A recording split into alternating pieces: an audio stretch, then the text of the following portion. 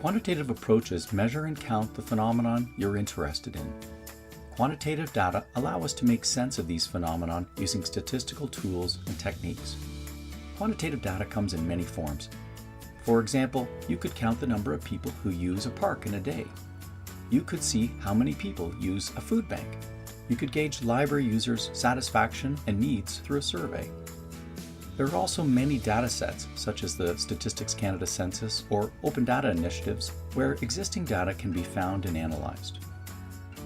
Let's take a minute to review some terminology about how we collect quantitative data. A population is any set of people or objects that is of interest to our research questions, while a sample is the subset of this population.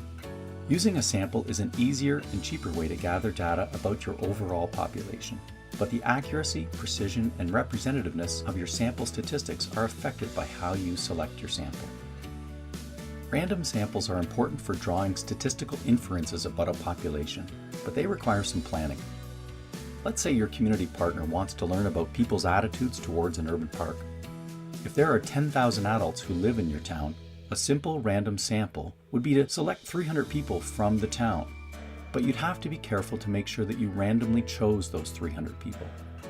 A stratified random sample would involve dividing the population into groups and then selecting a random sample from within each of these groups. In contrast, a convenient sample would involve surveying people who use the park, perhaps by recruiting them as they enter the park or by posting notices in and around the park. This is a non-probability sample, and inferring statistical relationships is more challenging. Still, the information can be useful. In community-based research, finding a random sample is often not practical or necessary for the research questions being asked. For example, many community partners want to understand their immediate program needs, and they don't have a lot of resources to conduct a random sample. So, a convenient sample makes lots of sense. The trade-off is that you can gain perspectives on immediate local issues, but not having a representative sample prevents you from making generalized statements about your findings. The sampling method you choose depends on the purpose of your research and the conclusions you hope to draw. Generalizing findings may not be a priority for your community organization. Quantitative social data is often collected through a survey, but uses a standardized approach. The researcher asks each participant the same questions in the same way. There are many approaches you can use to collect and analyze data, such as through pre-existing data like Stats Canada or through an organization's records. A survey is also a way to collect quantitative social data. Survey questions come in two types, closed and open-ended. Open-ended questions are a form of qualitative data along the lines that we discussed in Unit 2. Closed-ended questions ask respondents to select from a set of responses and enable us to measure dependent and independent variables of interest to the research. With nominal questions, participants choose from among a set of categories. Gender is a nominal variable, as is occupation or degree major.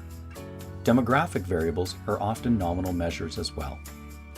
With ordinal questions, answers are placed in an order relative to other values. You have likely encountered a Likert response scale. For example, please show how satisfied you are with Riverbend's transit services. 1 being very satisfied, 2 being dissatisfied, 3 being neutral, 4 being satisfied, and 5 being very satisfied. With interval questions, participants are asked to provide an answer on an equally spaced numerical continuum, such as 1 to 100. For example, what is your annual income? Or how tall are you? You can also include open-ended questions on a questionnaire, but be careful because people may leave open-ended questions blank, especially if you ask too many of them. In designing your survey, keep these tips in mind. Shorter surveys are more likely to be completed.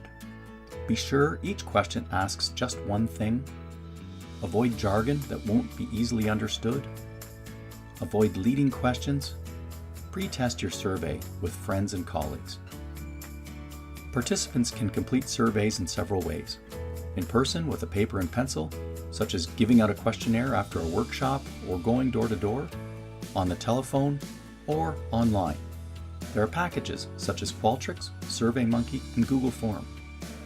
An online survey helps with distribution via email or social media and with exporting data to Excel, R, or SPSS for statistical analysis. It's helpful to consider the needs of your participants before asking people to take part in your research surveys. For example, if you are using an online questionnaire, be sure that potential participants have access to computers. Or if your sample includes people with reading disabilities, or if English is not their first language, then text-heavy material will limit their responses.